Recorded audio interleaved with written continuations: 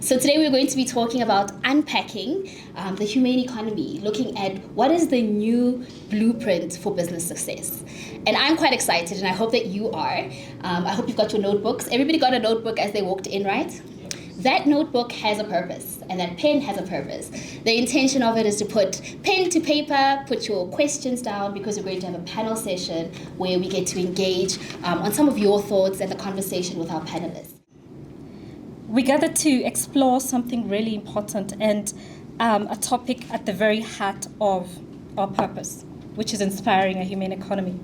Our mission is simple, yet far from easy. We partner with organizations to address their most pressing organizational and people-related challenges. We help organizations and their people embrace a system that is flexible, adaptive, and responsive to change. As futurists, we work with companies to not only manage and adapt to change, but to also look ahead, reinventing themselves for future challenges and opportunities. Finally, as humanists, which is very linked to our topic tonight, we engage and support people. It is this last mindset, embracing humanity, that brings us to the focus of today's session. Perhaps it's time to reconsider the unchecked capitalism that currently dominates our system. Is a humane economy a viable alternative to addressing the challenges? At Contract, we champion a humane economy, and I'll tell you what that is for us. An ethical, inclusive system that prioritizes human dignity, well-being, and sustainability over profit. Now, we're not saying if you're a business person, you need to leave the room. Please stay. By balancing financial goals with compassion and equity, we create a positive, lasting impact for society and environment. So it's not just about profit, and we're not saying that profit is not important, but can we find a balance? Is there a way of finding a balance? And that's what the essence of the conversation tonight is. When we talk about, or when you think about the humane economy, what comes to mind specifically, and why do we think that it is important, or it's an important approach in today's world? Okay, I think about shared value. I think about collaboration and working together and building solutions that are directly making impact in communities. Exactly what we are doing at Analytics X. We had so many innovations that we could have jumped on, but impacting or building a digital ecosystem that is helping people make advancement in their lives. That's what it is about. It's about making a direct impact. Yeah.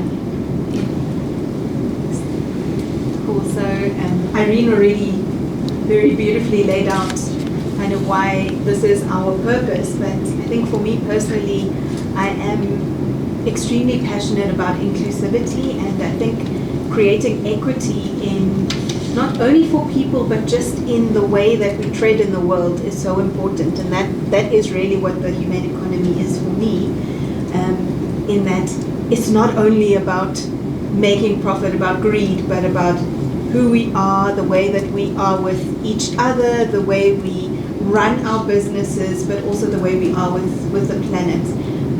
And, you know, taking everyone and everything along with us. Doesn't mean that makes me love bugs or creepy crawlies anymore, though, but I do sometimes see the value that they have. Okay, Ansgar? Yeah, I'm looking at it from a practical perspective, and I simply believe that our current model, be it our business model, be it capitalism in the current narrow definition, has run its course, right?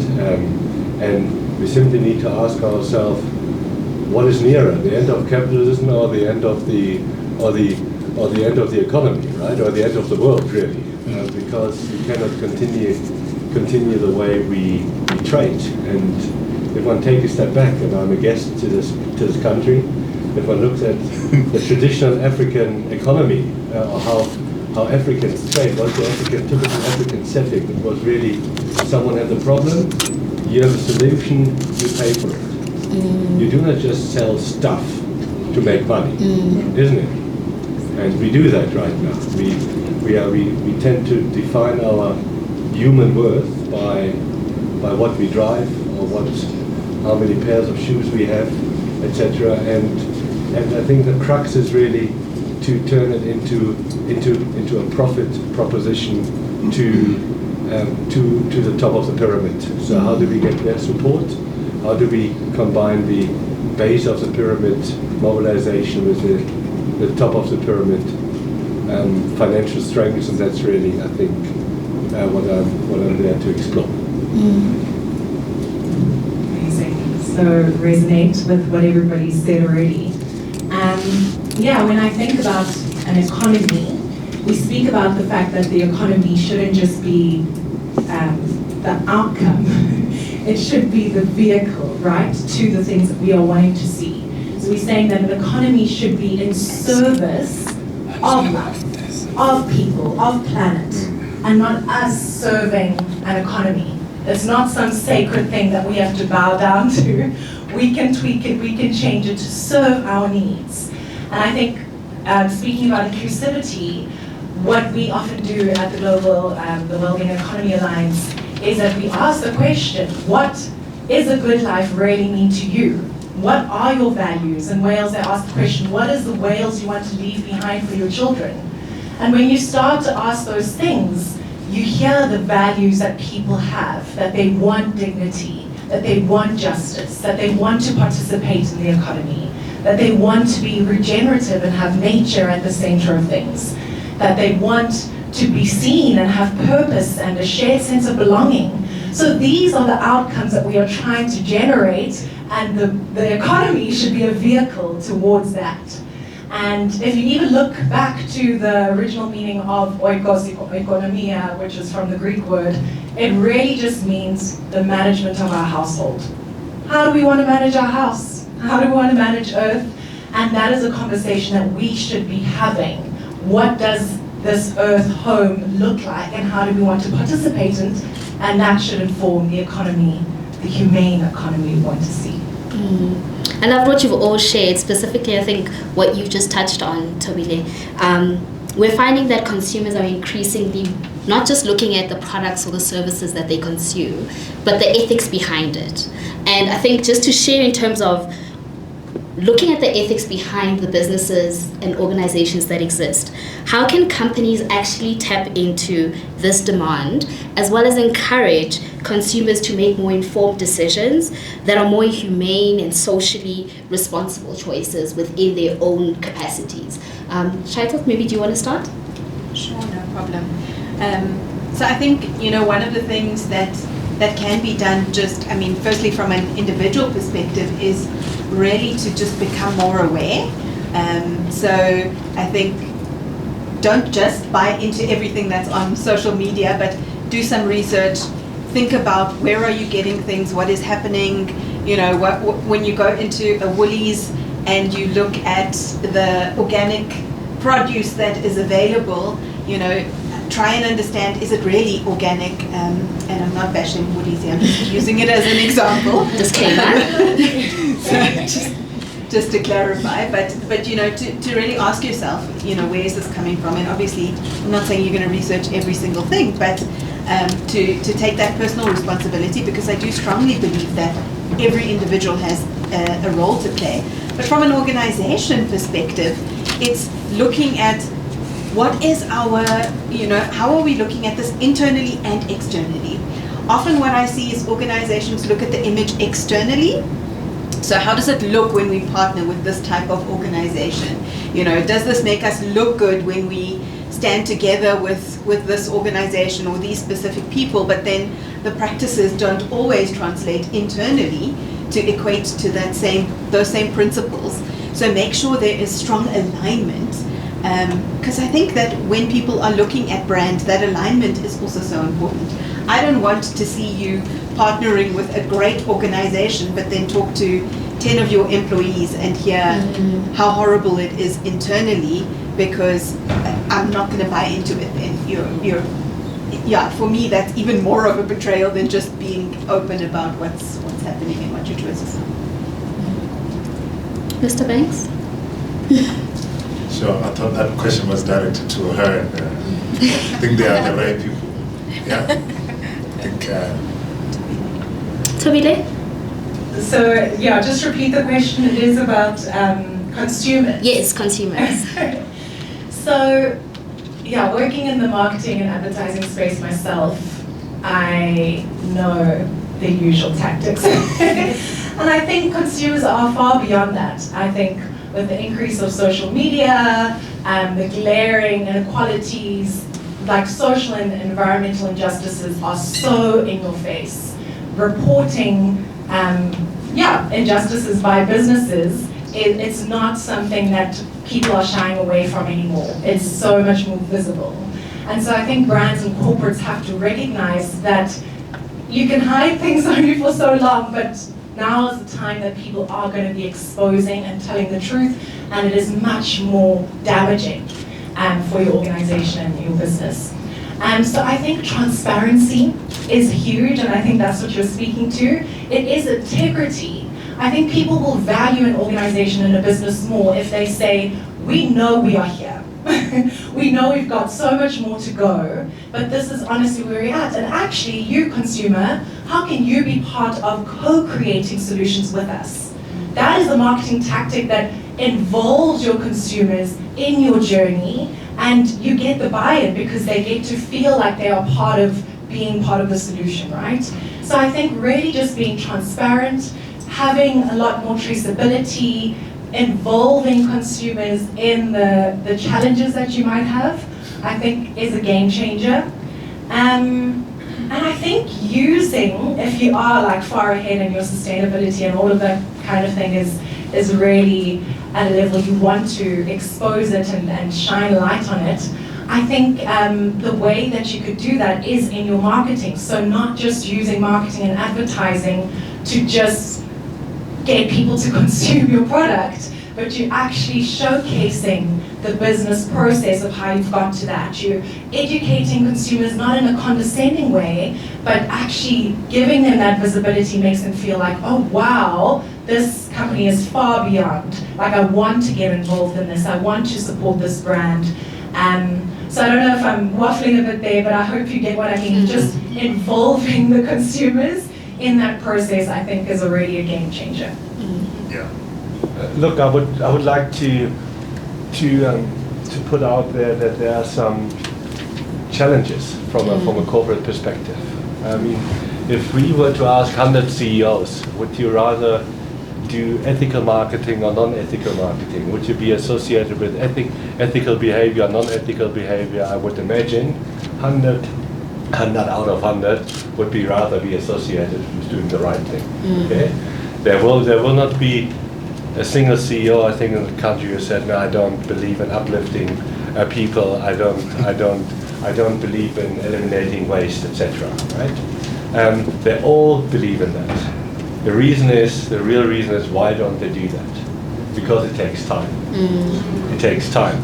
There's an asymmetry between short-term marketing activities, which are based on quantitative research, i.e. I invest 1,000 Rand and I get 2,000 Rand return, sales return right now, instead of I invest 1,000 Rand and it enhances the perception of the consumer in the long run. Yes. It obviously pays off, but not in the short run. And so there's this asymmetry between the reality of delivering profit now and delivering profit in future. And that's really the crux and the challenge for innovation, for anything innovation, not only the human economy.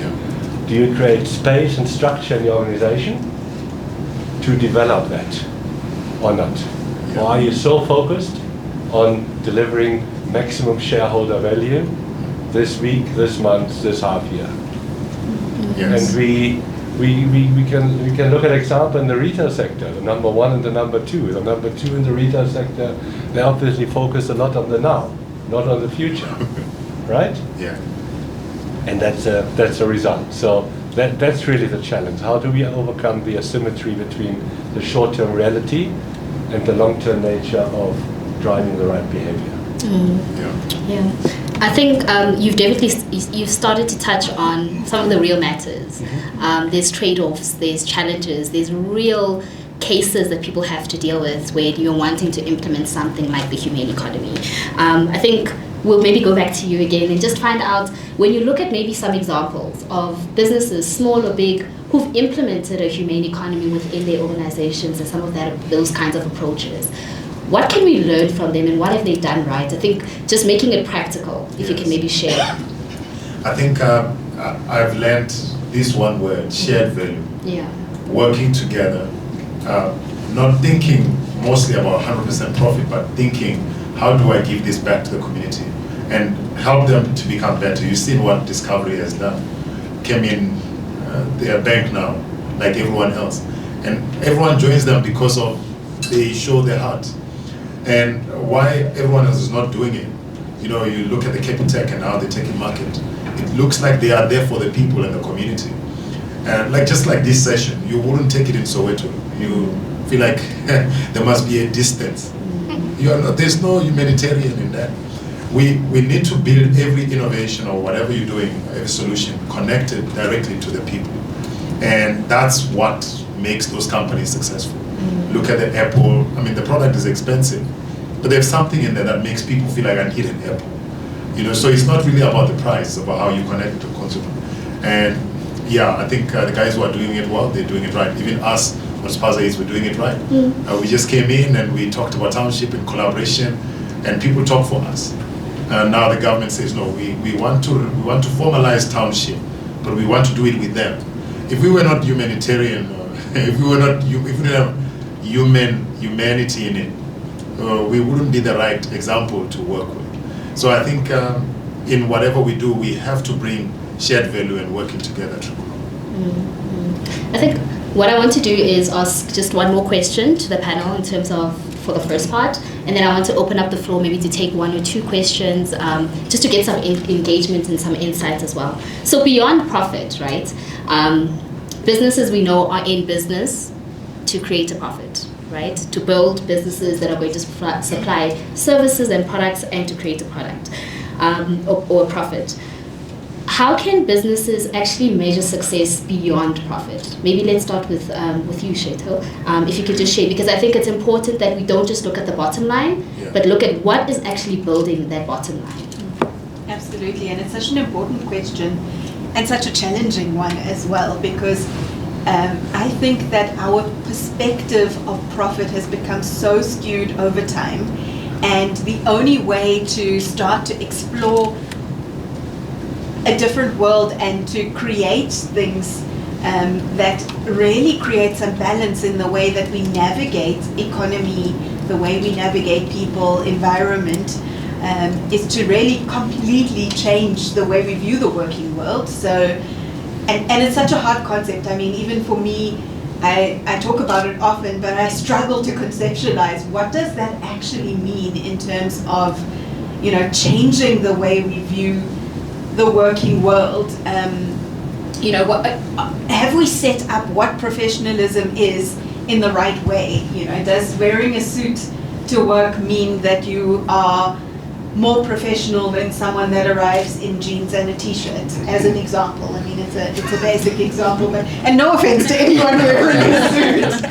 It's just a question, you know. So it's one, I think, an easier one to grasp for my own brain than some of the really bigger questions. But I think to your question about the metrics, some of the things that we need to look at is, where are we sourcing the products from? You know, what are we doing for our people? And given the African context, you know, when we look at the people in South Africa, how are we supporting not only the person that works for us, but also their family? So for me, it's also taking the lens of, how are we creating more equity in our environment when there's been generations of so much that's been robbed from people? Do we take that into consideration? Do we look at things? Are we, as an example, I mean, we're in the space of partnering with organizations to tackle their people challenges, and a lot of that is around development-focused initiatives. But are we an organization that sets up development that really supports people in their growth here and outside of it, that they can take into their families, that they can take into their communities, or do we focus only on what gets us good points and where we can claim money back and that kind of thing? So I think there's metrics around where are we putting our energy, also who are we connected to, what are the stakeholders, where do we, who are our suppliers, that's just some of them. Definitely. Thobile, do you want to? Yeah, maybe I can share some practical. So I 100% agree, those are the things that we're wanting to measure, right? But what are some practical tools that exist? So one is the B Impact Assessment, I think it's called, by the B Corp movement or the B Labs. It's an amazing, more holistic tool and assessment that is not just measuring kind of your sustainability, but it's also measuring governance, it's also measuring culture, it's measuring all facets of that organization and business. Another one that I'm an advocate for is the donut economics movement, and it's an economy, and it works at different levels, but they actually also have a toolkit for business. And if you imagine a donut, you get like the center of the donut and obviously the external. The center is really measuring the social foundations. What are the social foundations? Are you meeting those social foundations that are needed? And obviously from a South African perspective, that is crucial. And then also the top of the donut, or the outer ring, is really saying, are you overshooting the planetary boundaries? Because we know that our planet is burning in many regards. And so there's obviously different sectors where we are overshooting. And so you can actually measure your business within that donut using the different sectors that they provide. So there's a toolkit on that. So those are some, but there are many others, but I would say those two are the ones that I like. Awesome. We've started talking about trade-offs, right? We've started talking about challenges. We've started looking at what does this look like when we practically implement it? So if we were to start dismantling the long-standing practices that we're currently looking at in truly starting to create a humane economy, what trade-offs can we actually expect, and how can we prepare for those disruptions within our organizations? I'm going to kick it back again to Thobile. Let's just keep the responses short and concise. I'm going to ask one more question, and then I think we'll go back to the floor. So what are the trade-offs that we can expect, and how do we prepare for those disruptions in implementing a humane approach? I don't know if I can add more to what he said, because I think he just hit the nail on the head. There is going to be short-term versus long-term trade-offs, right? And I think that is a discussion that needs to happen with the shareholders of the business. And it has to start there. And that's why I think they were saying the core of the business has to be designed for long-term sustainability, not just short-term profit maximization. And I think really speaking about the long-term impacts is important. So really thinking about what, if we don't do this now and we forfeit these short-term profits, or if we don't forfeit them, what are the long-term implications?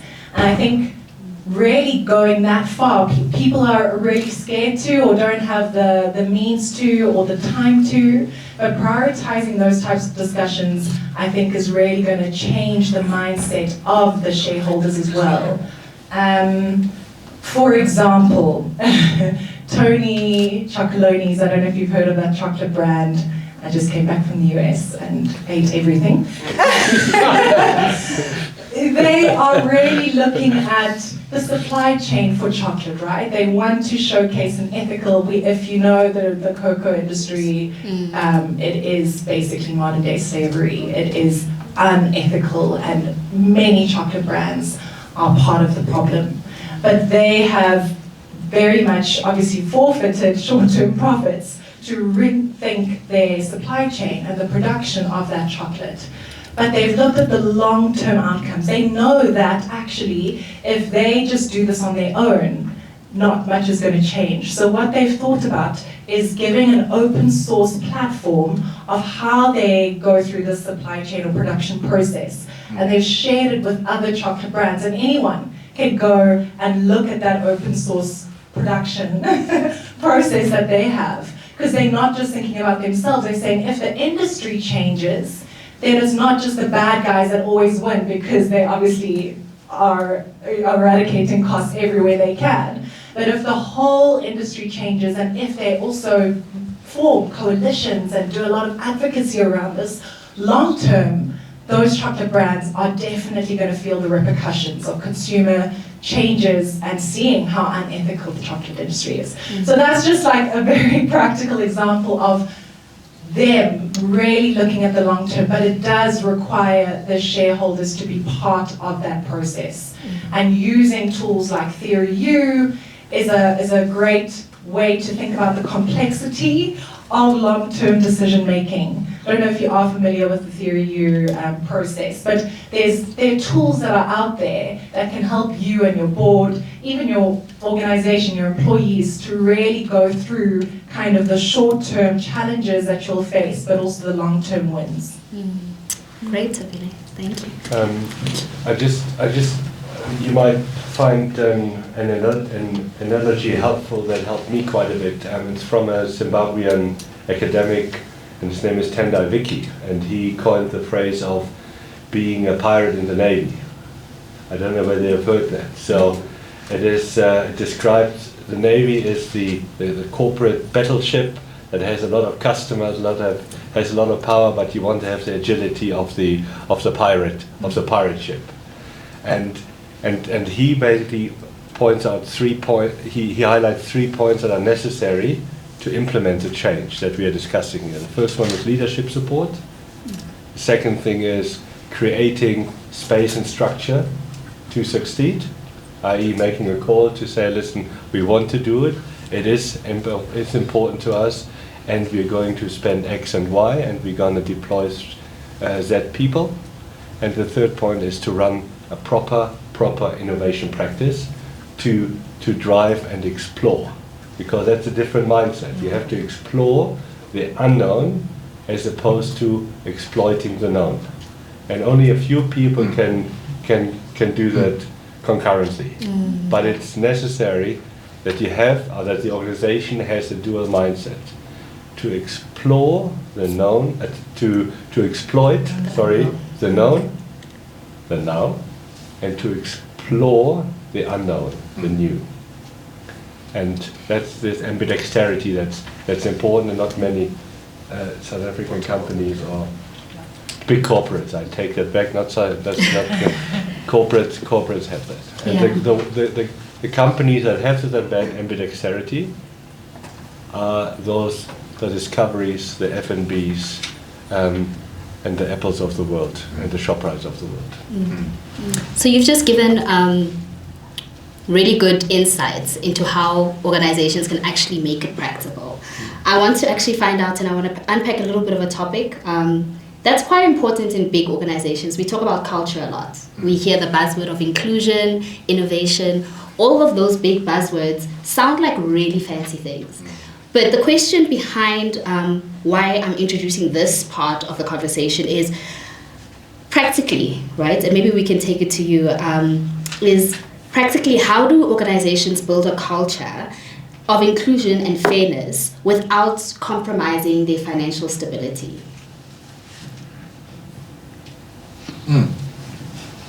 You will always compromise your finance.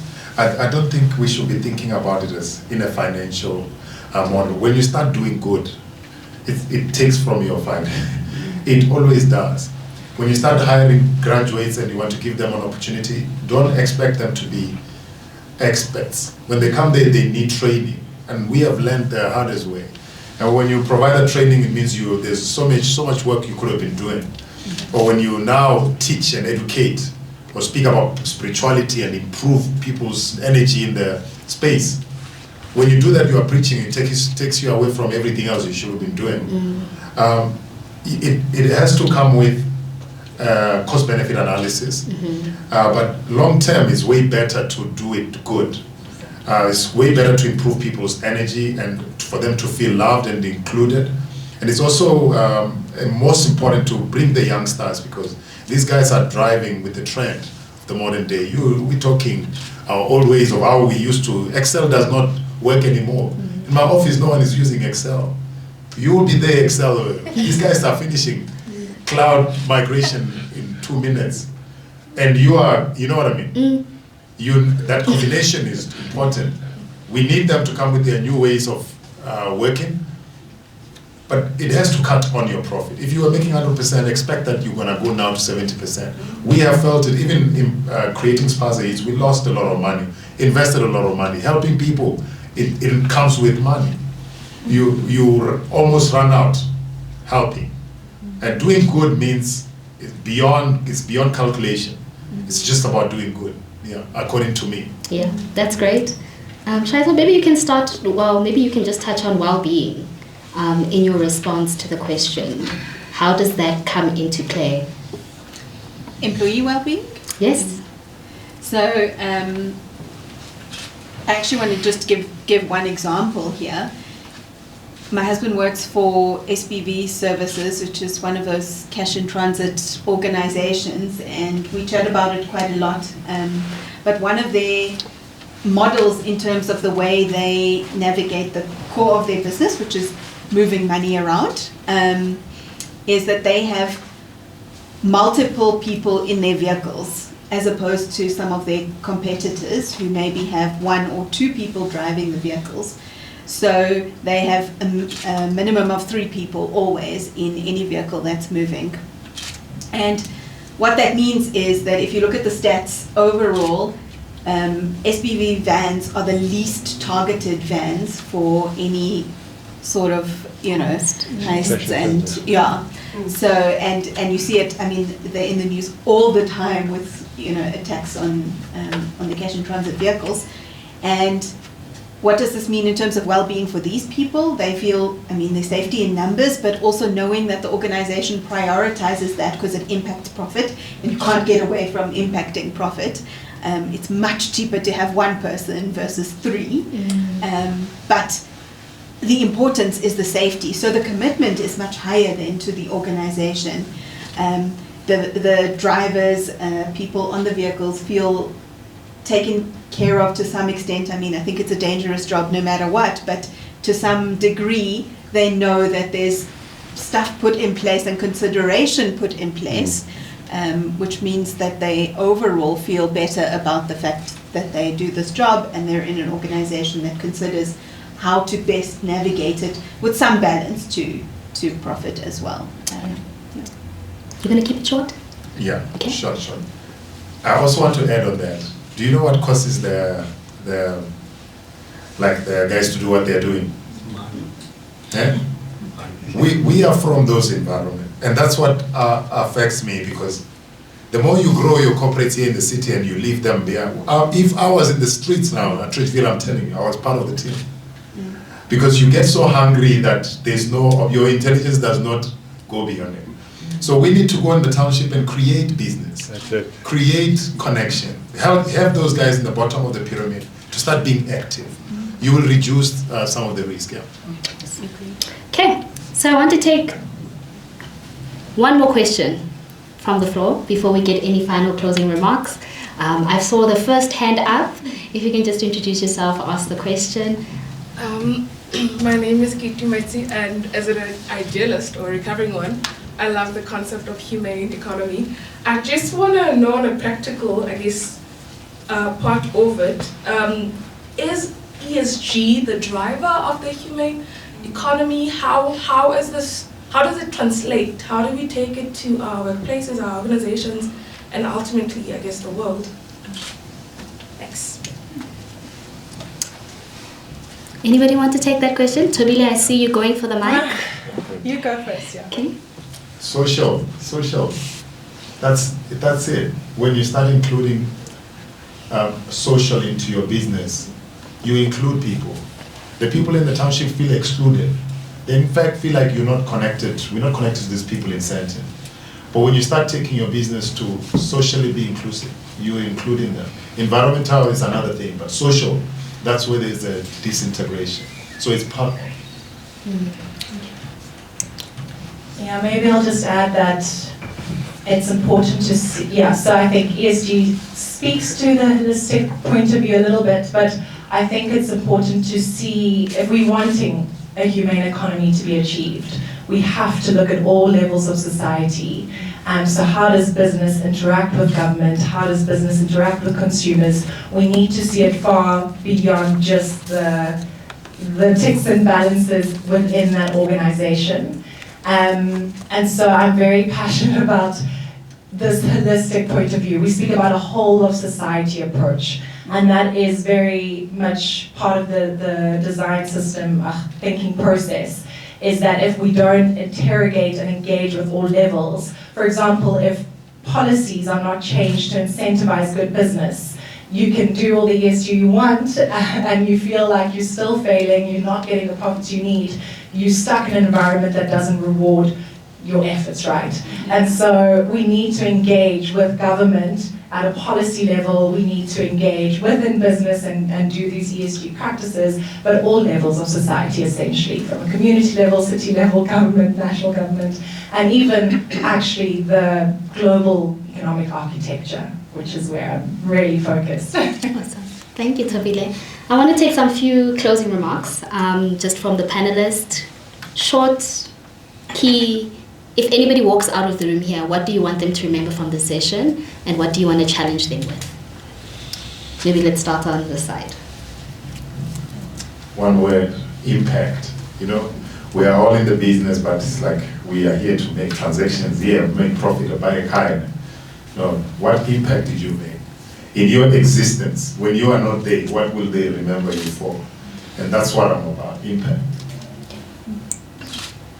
For me, it's start with something. Make one decision that makes a difference, because as Thobile is saying, it really is, it's a systemic challenge, but sometimes when we think about the systemic challenges, it feels so overwhelming that people retreat. But each of us has so much power in shifting things. So start with one action and watch the ripple effect. Think long term and do the right thing. And I'm going to share a story, quick story. Quick story. But I think it's important. I also worked at Pick n Pay, and we all know about the riots that took place a couple of years ago. And in Columbia, in Durban, there was an LG factory, TV factory. There was a game store, a macro store, and a Pick n Pay store. The factory, the macro store, and the game store were completely stolen blind. And the Pick n Pay store, the hypermarket, was not touched. Why was that? Doing good is good business. The community remembered what Raymond Ackerman has done to them, or for them, so they created a human chain and they fought the intruders there. And that's the impact of being a human and doing human economy.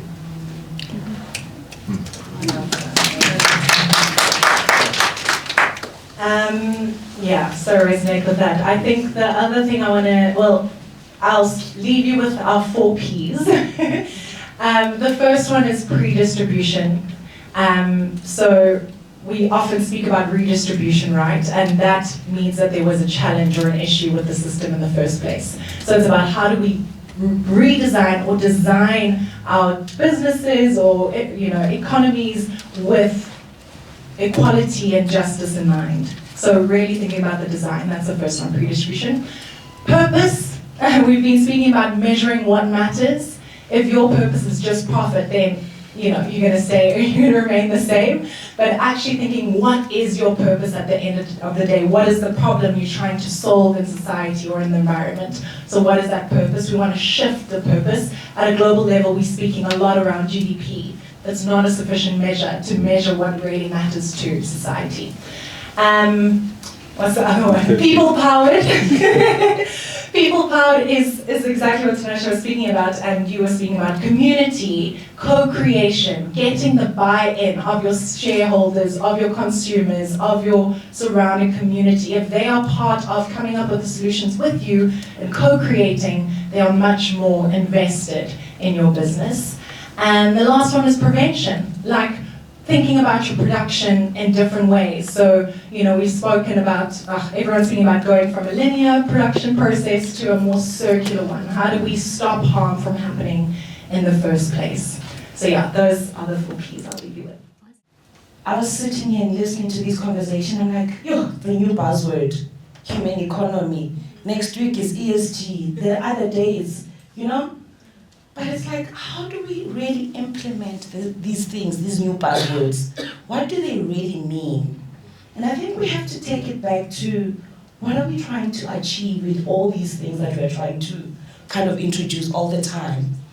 And how do we become inclusive in how we do these things? Because I'm also seeing that we are wanting to hold corporate accountable, right? Corporate must do this, introduce profit, what. But what is it that we are doing as humans? How do we participate as humans? Because that corporate organization is made by humans. So we are the ones that are working in these environments. We are the ones that are building these businesses. You might be a small business today, but you have hopes of building a big business. So to adopt a human economy needs to start at small business level. How are we engaging with the small business market to encourage them to adopt the humane economy? And how do we make it personal? How do we not make it about everyone else and making it something that is not attainable, but saying you as a person in your space, in your environment, this is how you can start acting humane. So BWA is an organization that's been existing since 1980 to advocate for women empowerment, whether in business or in positions of employment, to drive leadership. It is so sad that today in 2024, there's still a need for such organizations where inclusion of women in the formal economy is not something that's done normally. It is important that when we start and we engage and we think about all these concepts that are coming up, that we start saying, how do we ensure that being human is normal and it's not something that we continue have to advocate for? Let it be how we live our lives, how we run our homes, how we engage with our people, our neighbors, and everyone else around us. And then we take those principles and we bring them to the workplace, into the businesses, so that it becomes normal. But I'd like to read what